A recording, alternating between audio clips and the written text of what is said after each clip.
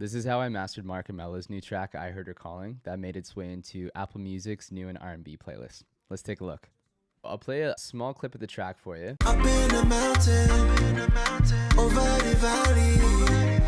So it's a cool kind of down-tempo, really vibey, like Afrobeat style song. Approaching this from a mastering standpoint, like I want to help add to the vibe, and like the vocal is really important, obviously, in this style of track, and the rhythm. So if anything, I want to enhance those features that are already there in the song and then help smooth it out, and you'll see what I mean. Just really quickly how I have this set up, I have the final mix here routed to a Sonics channel where I do all my saturating and EQ, and then I have that routed to a Dynamics channel where I do any dynamics processing. So usually that's compression, limiting, clipping, that type of thing. And the reason I have two instances of this final mix is so on this channel, all I have is a limiter. At the end of the process or even throughout, I can go back and forth between just the final mix with a limiter and the final mix that I'm actually processing and compare them and make sure that any of the decisions that I'm making are for the better and it's not just making it louder or something along those lines. So with that said, let's take a look at what I did for Sonics processing on this. The first thing usually on my chain, if I decide it needs it, is going to be some type of saturation. In this case, again, I'm not trying to add any type of like aggressive or, you know, any crazy harmonics. I want to go for smooth, transparent. And so the Oxford Inflator is a great choice for this. Adds a little bit of perceived loudness and kind of fills out the sound without destroying your headroom. So let me just play a clip with and without it. It'll be really subtle. It's only on about 15%. See things your way,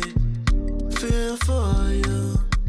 I'm feeling away. It makes it feel a little bit more present and kind of upfront. The next thing that I have is a little bit of EQ. So this is the Clariphonic Parallel EQ. It's fantastic. I use it on a ton of tracks when I'm mastering. It's probably one of my favorite plugins for addressing high-end and kind of the mastering context. In this scenario, I have it set to mid-side mode, meaning I'm treating the highs of the mid of the stereo field and the side of the stereo field a little bit differently. This is the mid side of the EQ, and I'm only boosting. They don't actually give you values, which is great because it really makes you rely on your ears. But let's call this a dB in the middle. And what that's doing is bringing the vocal a little bit more up front. And then on the sides, which is this half of the EQ here, I'm only bringing them up maybe half a dB. I'll play a before and after. See things your way, feel for you. I'm feeling away, feel so new.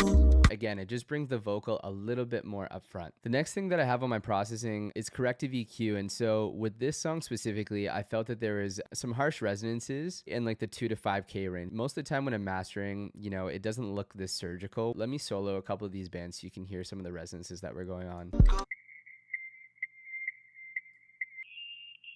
That was really the point of this first Pro Q here, is taking a little bit of mud out of the sides, really gradual. It's like, you know, a dB, 1 dB on the sides at around 300 hertz, and then less than a dB on the whole mix. And then I think there's one more dynamic EQ here, again, in that 2 to 5K range. And then this audio effect rack, this is going to look super overwhelming. And I don't think I've actually used this technique, but kind of thought of it as an old fashioned, like, if you guys know the plugin Soothe, I'll show you in a minute because I actually have it on this mastering chain as well. What Soothe does is it responds to the music. It's kind of sensing the dynamics of certain frequencies, and it's ducking those frequencies when they cross the threshold, and it's supposed to do it in a really musical and dynamic way, so when that frequency isn't being resonant, it's not affecting it. I found that there was certain frequencies in this song that would stick out to me for maybe like 3 seconds and then it would be gone. Instead of putting Soothe on the master where it's doing like 3, 4, 5 dBs of work, that would have just destroyed the mix. And so what I did took a little bit longer, but I just would find one frequency. I would automate the EQ to turn on for that like 3 seconds or 1 second or whatever. So I'll give you an example here.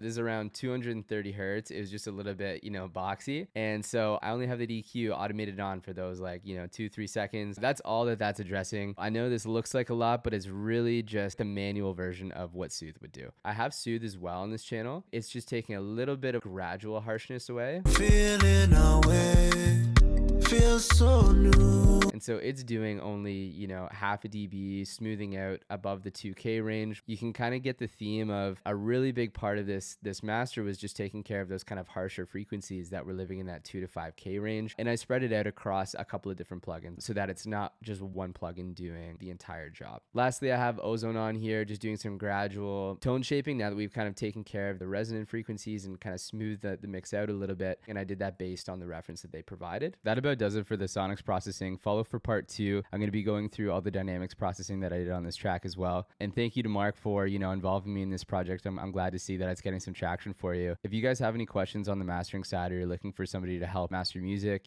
please feel free to reach out to me. You can find my info all in my link tree on my profile. And yeah, I'm looking forward to working on some music with you guys.